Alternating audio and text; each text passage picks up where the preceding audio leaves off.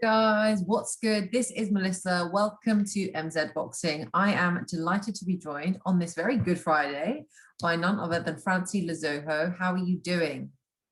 I'm doing brilliant. Thank you for asking. How are No you? worries.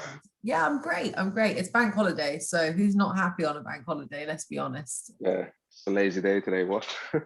Yes, exactly. You and I are being very productive though, because we're doing an interview. So we'll get Oh, exactly. Yeah, productivity and then we can go be lazy afterwards.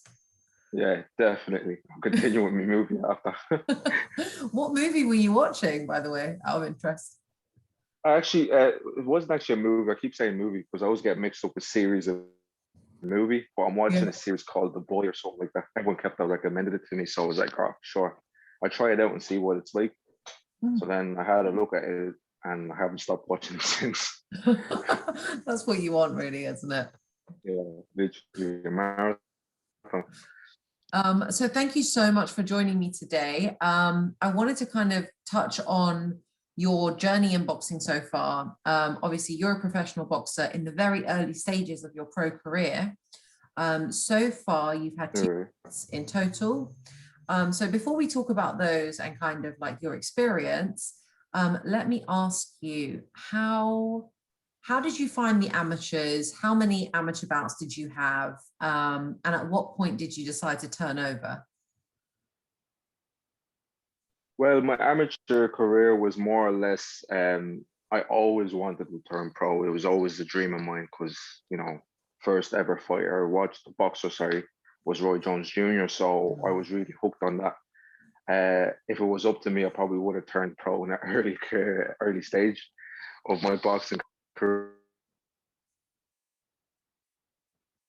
The greats really said you need experience. So the only way I could get experience is, doing the amateurs, going and fighting in different clubs, doing different competitions. So I ended up joining an amateur club, my first ever amateur club, which was Arbor Hill, which is in town in Dublin next to a prison, funny enough. So that's why it's called Arbor Hill Boxing Club, but I don't think it's there anymore. It's been that far back. I've had 37 amateur fights. I've won the Celtic Box Cup earlier on in my boxing amateur career. I won 3 novices in a row, actually. So it was a great experience. Doing that also, I entered my first intermediate, which I got to the quarterfinals. I was hoping to get further, but that's where I got my first ever cut on the eyebrow, where I kind of learned this is no joke. But in like in saying that, the amateur experience was great. I really learned what I learned, even though I still have a lot to learn now. But it was an amazing adventure and experience that I really hold close to my heart. Yeah, of course. So, I mean, before I actually carry on with the questions, I will say this to the viewers. We're having some internet connectivity issues. So if France... Yeah, it's her fault, not mine. Yeah, it's my fault. Let's go with that. But this is what happens when you're doing international interviews. So, to both worlds. This is Irish connections. Exactly. But no, Francie, so obviously you've spoken about your amateur career and how it was this great experience for you, this big learning. What would you say your biggest learning from the amateurs? I say the biggest ever learning is when I went to the Celtic Box Cup, and that was my first ever run at a tournament. I was nervous as hell. Do you know what I mean? Big expectation. Not a lot of people expected me to go in and actually, win the tournament. I knew myself I would, but I didn't know the challenge would have been tough and the competition would have been high at a level. And the amount of people there was astonishing as well for me because, fighting a lot in front of people, that was the first time for me. And I kind of strived under the crowd, so I kind of knew I'm a bit of a showboater when it comes to crowds. So I learned massively from the Celtic Box Cup when I did it. Fighting different opponents, different type of caliber of fighters, different styles. Not on just like day after day, and it was fun. It was amazing. It was it was a memorable night that I won't forget.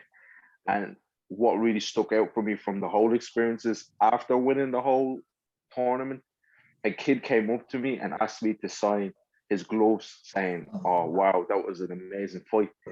And literally, I have never had anyone in my whole life come up to me and ask me to sign anything, and I was like, Jesus, like, what do I do? Do I sign it? And what else do I say? It goes, he just came up to me, "Can you sign this? Oh, you're class, man." And he just weirdly enough, he asked me, "Are you going to be a world champion?"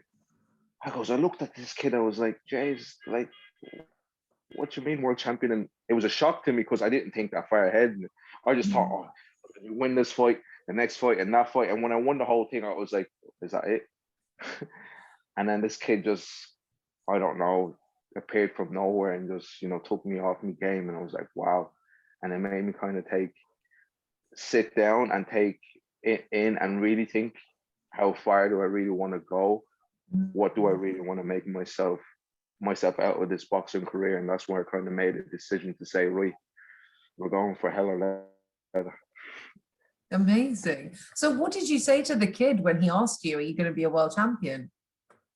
Funny enough, when he said it, I was just like, "Oh yeah, sure, I'm definitely." You know what I mean? I just went with it at first. Like in my head, I didn't really say, "Oh, am I?" Or I just went with it because I looked at the kid. The kid's eyes was like, it was twinkling. And he was like, Oh, that's so he's like, nice. he was literally looking at me. I was like, "Wow, I've never had anyone in my life look at me that way, in that kind of way." And I was like, "Right, just tell him what he wants to hear." And then Mm. I told him, and then I went home, went back to my hotel room, and I just sat there and I just really said to myself, do I really want to do this, or is this just for the thrill of it or something like that? And then from there, it just kind of, I pushed myself more and more to see if I could break myself and see if I really want it. And as you see, I haven't given up.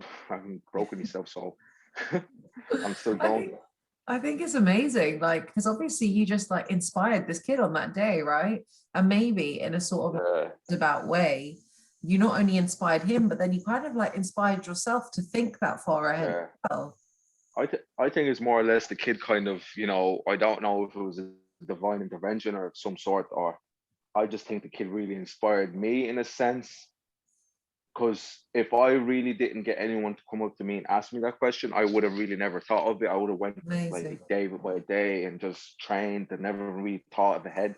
And it probably wouldn't have put me on the path that I am on now. So I see that as my first ever, you know, kind of a push, I'm very spiritual, kind of a push from God saying, really, Mm. if you want to do this, let's go. So It I'm is like, a yeah, let's sign, go. isn't Yeah. Hasn't been an easy journey, but it's it? been a fun journey. Kid, if you're watching this, right, any successes that Francie has in the coming years, that's on you. Well done. Well done for inspiring Oh yeah, definitely. He's getting all free tickets to every single one of his fights. to everything. Um, that's amazing. That's a great story. What a,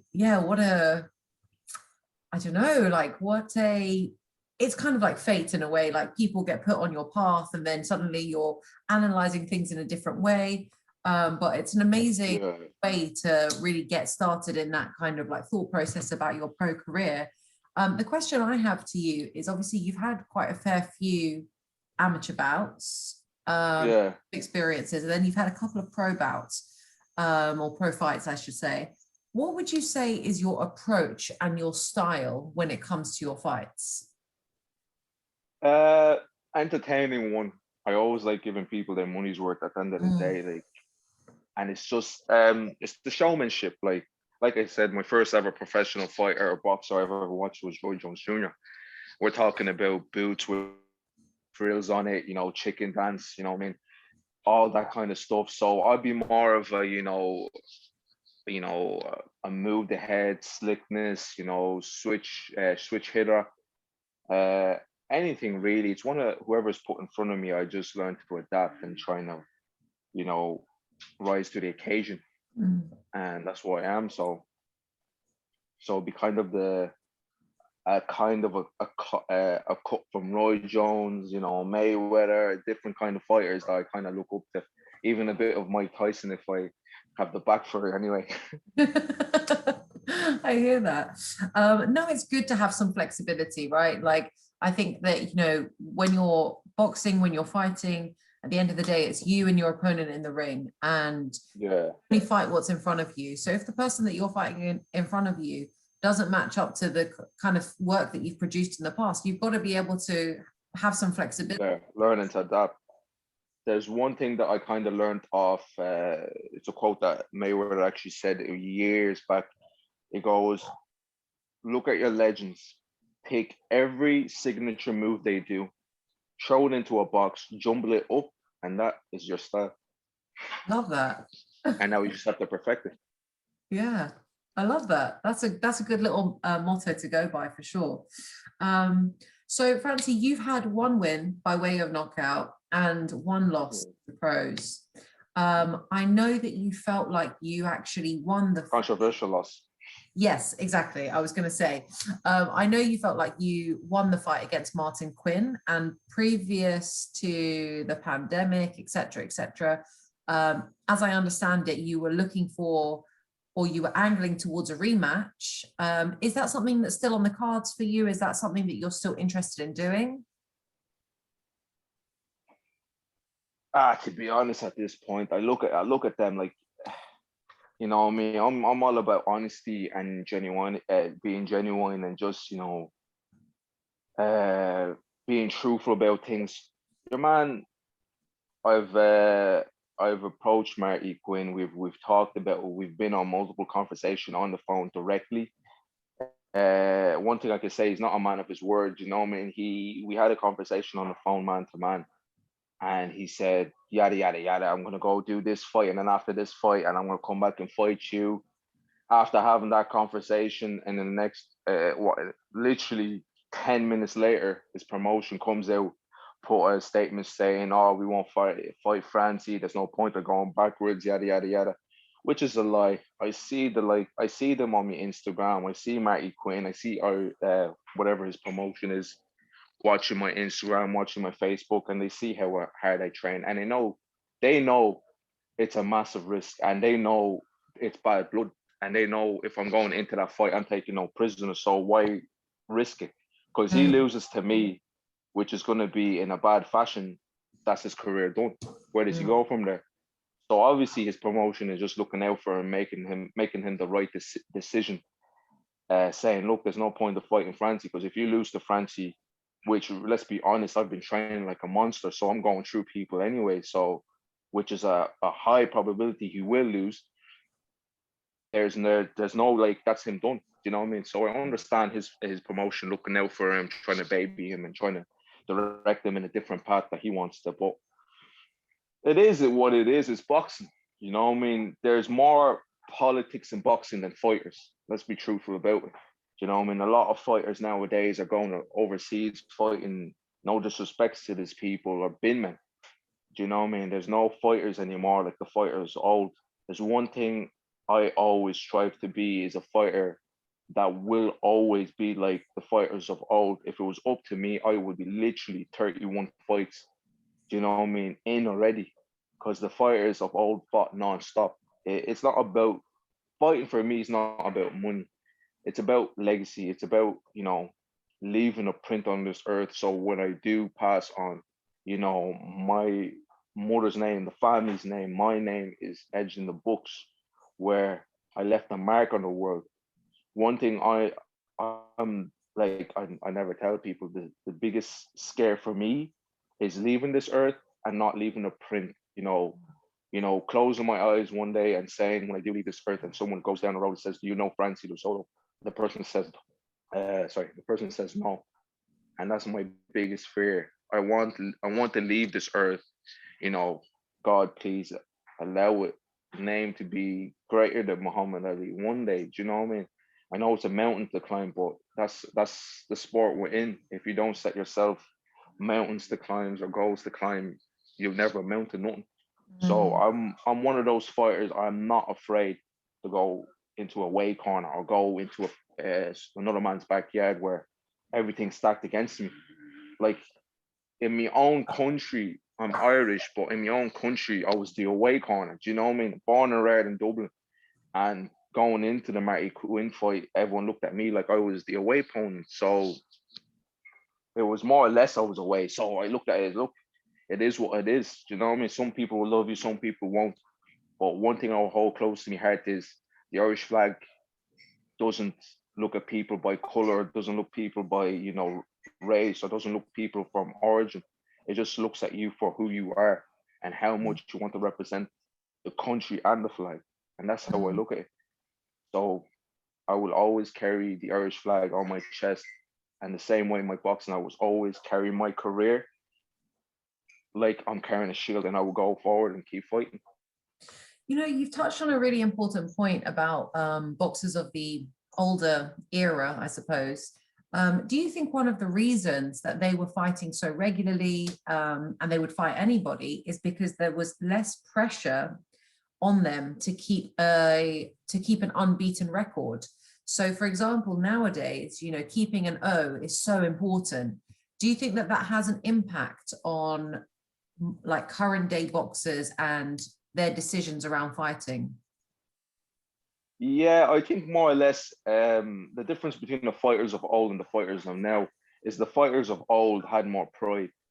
They Mm, had more kind of sense of goal, sense of, hardship, sense of, knowing what it is to be a warrior. Whereas the fighters of now are more like, if I have a O, I'll get sponsors. If I have a O, I'll get promotions. I'll get more money and I get a bigger paycheck.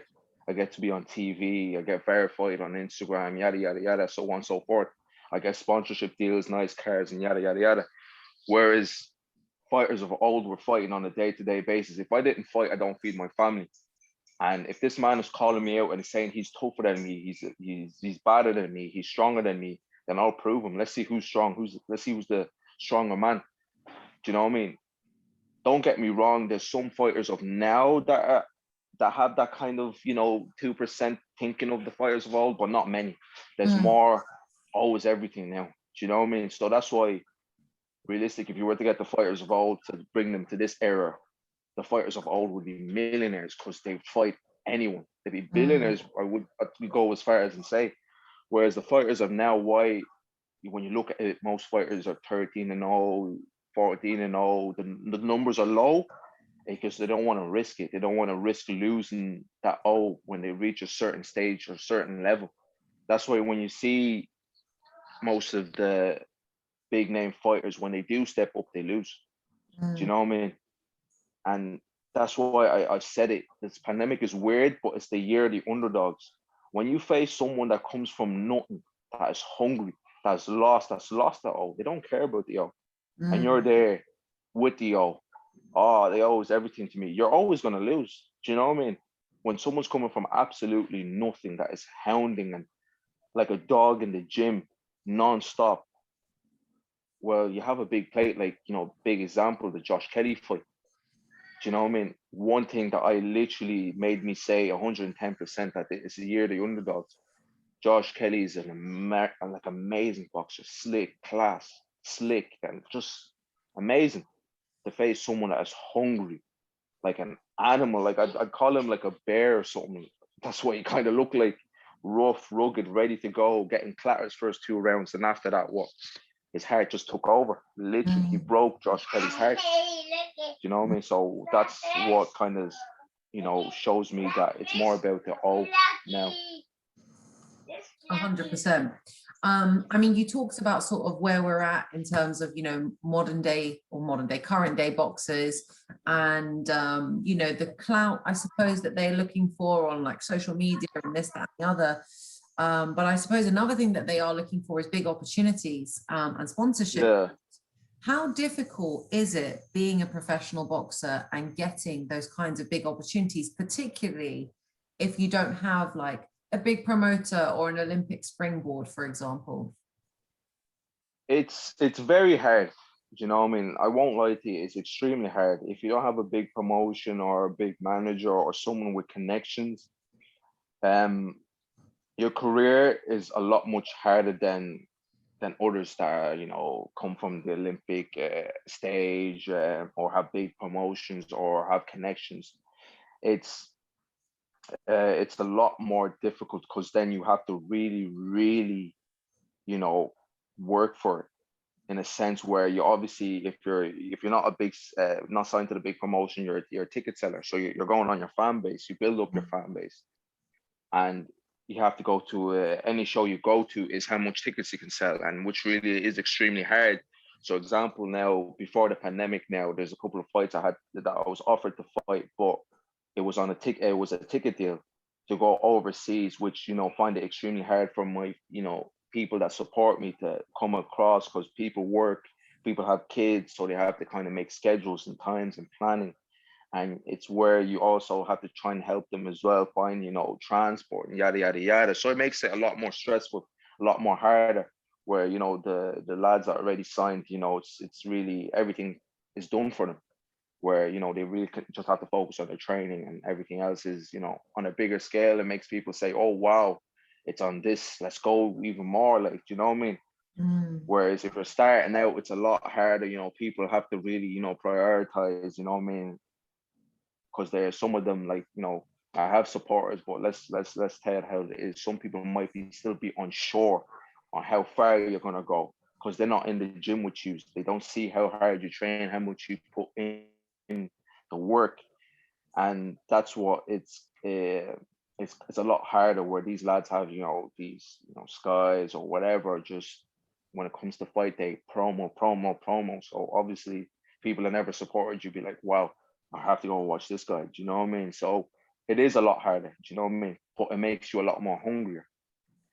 That's what I always say to myself. Why they have everything handed to them, and yes, they're looking to protect it, but the person that has to work for it more is a lot hungrier. So when he does give an opportunity, he's going to eat your head off.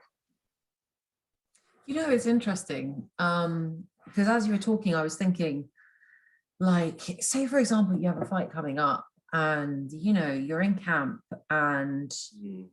you're just like going for it, pedal to the metal, training super hard, sparring all the time.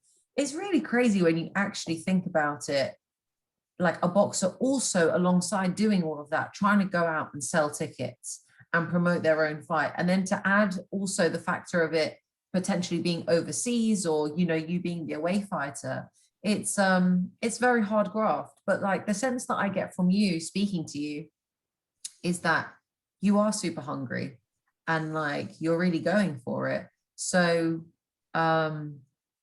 yeah, it's a shame. I think it is a real shame that, for example, people who've had kind of a route from like the Olympics, or they have the big promotions, also get the big opportunities. And I think this is where your comment about how there's a lot of politics in boxing comes in, and is very much the case, because it puts other boxers who may not have had that background on a sort of uneven footing. Mm. But it's kind of the nature of the sport, unfortunately. Yeah, it is what it is. Like, it's a love-hate relationship. It's either you love it or you hate it. You hate it, pack it in, go work a 9 to 5. That'd be probably much easier than a Mm. boxer's life. Do you know what I mean? Whereas if you love it, it's where every encountering or every situation you face is just it kind of builds a calluses on you, so where it makes you stronger. Do you know what I mean? It's either you ride with it and make and get stronger from it, or you just wilter and wither away. And 100. where my career hasn't been easy, I've had nothing, and I mean absolutely nothing handed to me. Everything I have so far is because I've worked for it extremely hard. And I can go as far as to say no one, and I mean no one, Ireland or England, works as hard as me. Like, it's hard to explain, because I'm saying it to you. People believe more when they see you do it than when you say it. I could be saying it now, people be like, oh, he doesn't work as hard as me. Who the hell is he? I don't even know him. So if I don't know him, he doesn't work as hard as me. But the one thing people need to remember, you're not the only boxer in the world. Do you know what I mean? There are countless and countless of boxers out there. I'm talking about people coming from absolutely nothing. Some people in different countries that come from, like, boxing is their like main income, or like they come from absolute poverty and they have to graft every day. They have a dream of becoming a world champion, and boxing is their only way. I would go as far as I'm not poor, but I did come from a poor background. So I know what it means to come, from nothing and have nothing, and come from a big family and where you're the eldest and everyone looks up to you, where your mom came from struggle just to make a life for you, and you have to kind of, you know, be the key, be the light to shine on your family and people around you and say, look, I will make it. And when I do, everything will be perfect. Everything will be okay. I'm going to look after every one of you. So I have a lot to gain, little to lose. Mm. Do you know what I mean? So it's where I'm afraid to fight nobody. I'm willing to go into any fight. Like, for example, like you see me probably on my Instagram calling out Campbell. Do you know what I mean? To a point, you're having Conor Benn commenting as well, saying jealousy and envy. See, I respected Conor Benn until that point, but I know it's the boxing game, so I have to kind of let him say what he says. But it's where he kind of contradicted himself in a sense. I looked at him and saying, were you not the one calling people A, B, and C and D when you started off? Do you know what I mean? So I kind of looked at him and I goes, listen, you kind of probably lost your way because you kind of let the fame or whatever ever get to you, and Mm. you forget there's hungry lions behind you. You slip up, we're on your ankle. And once we get a little snip of that ankle, we're not letting go. Same with Campbell. I seen Campbell, like, to be honest, wasn't impressed. Seeing it, laughed a bit.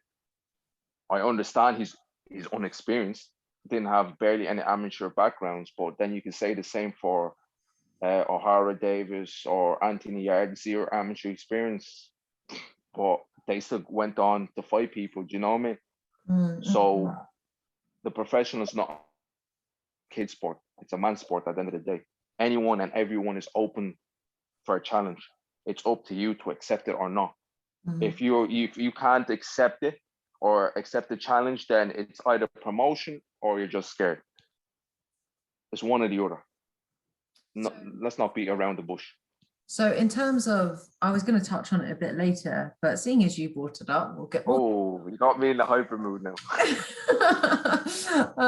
So in terms of Campbell Hatton, obviously, he had his pro debut last weekend on a Matchroom show, so Just dirt, disgraceful. like obviously having that sort of background, his dad being who he is, etc. He had that platform, which kind of, speaks to the point that we spoke about earlier. But anyway, that aside, I did notice on your Instagram that you called him out. Before I ask Mm. you what your thinking was around that and different elements, you mentioned that you had a little bit of a giggle at his pro debut. What were your thoughts when you were watching it? I'm watching this guy basically took a shortcut over, and every boxer that, you know literally, let's not beat around the bush. Like, I like using that saying, but people that, sacrifice their life, their health, everything to kind of reach that level, and this guy got handed to him in a golden, not even a silver, a golden plate with a golden spoon and a golden audience. And it's a point where it's irritating, it's annoying. It's like, why do you deserve a platform of that magnitude when you didn't work for it? Mm. It's like someone getting a promotion in a job and he did fuck off. Sorry for my language. It's all right. You go right ahead. And it's like you're in the same position as your man, and the boss come down out of nowhere, not saying because he's the hardest worker. Oh, hey kid, I like the way you look. Because your dad owns half of the company, I'm gonna promote you. Yeah. And it's like, Criticism. I mean, but it's wait a minute, classic. I've been here 2, 3, 4 years, giving it everything I have giving my brain cells for this sport, and you just get an easy pass, and then you get given, God forgive me, I know the guy is feeding his family, but not even a bin man. Like, I wouldn't even hire this man to cut my grass. That's how far I would go. No disrespect for him, but I just have to say that it is 100% honesty. Like, 0 wins, 10 losses. They can't get any worse. I'm surprised they didn't add a second O and made it 100. Like, and you're given a platform of that magnitude, and people are just basically licking the guy like he's a ice cream. Like the likes of, like the yes men. I hate these yes men. Like, these people, I had a few of them on me Instagram. Don't hate on the guy because he has more this and that. He's inexperienced, this and that. If you're inexperienced, then stay in the gym, keep on sparring, and then step it up with someone that will give you a challenge. Your homework is in the gym. Your homework is your sparring. Your test is the fight. Do you hear that? The test is the fight. That was no test. So I look at that, and I look at the people that are yes men and saying this and that and this and that. When I won my pro debut, I had literally about 30 people ringing my old manager at the time saying, I want to fight this lad, I want to fight. And these are fighters that are 8-0, 10-0, 6-0, wanting to fight me. And I'm like, wow. And I kid you not, I accepted to every single one of them. I said, yes, let's go, let's fight. Like, I don't care, let's go straight in. Some of them turned them down, so some of them might have been bluffing, some of them just didn't reply back. That's not a choice of mine. So I'm looking at him and I'm saying, these yes men that are licking him like an ice cream, aka Conor Benn, the biggest one of all, because don't forget, his dad was Conor Benn himself, like Nigel Benn. So he kind of, let's not lie, he had a boost up as well when he stepped on the scene. He could go on saying, I had it hard, I had to do it from scratch, but you did have started your career, you did have things handed to you, so you did use your dad's name to get you from A to B. I didn't. Like, funny enough, I don't know my real dad. My dad is long gone. He went for milk and never came back. So it was my mom. I certainly not anyone knows my mom's name. So I have to make my own name. So seeing that really irritated, and it's like someone spat on my face. It's not jealousy, it's not envy. It's, you don't deserve it. The hard work and graft that people are putting on the line, like I am doing myself, it's like you're spitting in our face and saying that we're worthless, we're not worth it, we're just there to make up numbers, which I will never accept. So I felt like if he's a real fighter, and like he said he is, if he is his dad's son, then he shouldn't be afraid of a challenge. Like, what am I? I'm not. I'm 1-1. I won one, lost one, so I should be easy work. So from what you saw, some people. Sorry. So from what you saw of his performance, what do you think it is stylistically between you both that would make for a fan-friendly fight? Oh, one thing, I'll make it entertaining. I don't know what he's like, but on my part, I definitely make it entertaining. It's gonna be, I'm not hopeful. Like, hopefully, if I do call him out enough, it probably might happen. But I doubt with his team will probably protect him, feed him more bin man. But it's my style of, I'd sit in the pocket and fight. You know what I mean? I'd box, I'd move. Like, I'm an in and out. You know what I mean? I'd sometimes I let my heart kind of get the better of me, and I go get into a war, and you know what I mean. And every fight I'm in, I always make it exciting. From my pro debut to my second fight, I always make my fights entertaining. Do you know what I mean? I wear the sport that I love, boxing, on my chest. I wear it everywhere, on my forehead, my ankles. If it was a tattoo, it'd be all over. Do you know what I mean? So I wear it everywhere.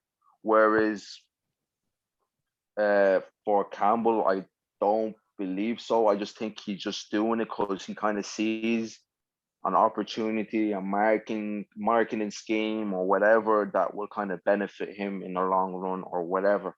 Do you know what I mean? We've seen it before. We've seen it from the likes of Chris Eubank, Nigel Benn, and him now. So let's use our dad's name to get from A to B and make as much money as we can. And then when we do get beat, turn around, quit, and become a poker player, aka Chris Eubank Jr. Do you know what, Francie? I love it. I just love it. You are not holding any prisoners today. It's all coming out. Oh no, absolutely. I live for this stuff. yeah, that's how we are, as as Irish people. We call a spade a spade. You know what I mean? We don't beat around the bush. What's the point? How long do you have left on the earth? Yeah, absolutely. So I guess the last question that I have for you, and it's more of a general question. We've had a real sense today, I think, talking to you about where your passion derives from and what keeps you motivated, what keeps you focused. I can honestly tell, speaking to you, how hungry you are going forward, and I really wish you all the best with it. But what are your long-term ambitions in the sport of boxing? Long-term goal for me now is just to get active and get busy and just make a change. Boxing for me is not just going in and fighting and knocking heads and just cashing in on any paycheck you get. It's about inspiring children, the next generation, not just boxers but the general people that work a 9 to 5. Do you know what I mean? That say, oh, this is my life, this is it, I'm just gonna work a 9 to 5, get a pension and retire. No, it's about, no matter what you dream of, no matter what your dream is, you can always achieve it if you push, no matter what age you are, no matter what difficulty you face. As long as you dream and as long as you chase it, you will always achieve it. And the way I see I can inspire these people is going forward and achieving everything I've set myself in front of me. And it's just, changing the sport as well. And then hopefully, please God willing, everything ends up perfect for me. I'm able to make a change to the sport as well, where, people that like me, that come from nothing, there will be, so a company or a so-called like institution where you can help fighters, reach their goals easier, or if they don't have an education, there's education set there for them. Do you know what I mean? So, I have a lot of, projects that I want to do and I want to achieve to help people that are, really, really less fortunate than me. The only way I'm going to reach it is by achieving my goals and proving the doubt was wrong, and just going forward and just achieving it one by one and just keep pushing and never giving up. I love that. That's really cool. Francy, listen, thank you so much for taking the time to speak to me this morning. I really appreciate it. Oh, no, thank you. I know I disturbed your movie or your series, sorry. No, really. It's better than watching a movie, so talking to you was an absolute pleasure and honor. It was lovely. It was absolutely lovely to have you here. I really wish you all the best. Like, I really, really do. I love Thank you very much. Your ethos, and I'll be rooting for you. So thank you again. Thank you. Take care. I'll speak to you soon. You too. God bless. Thanks. Bye.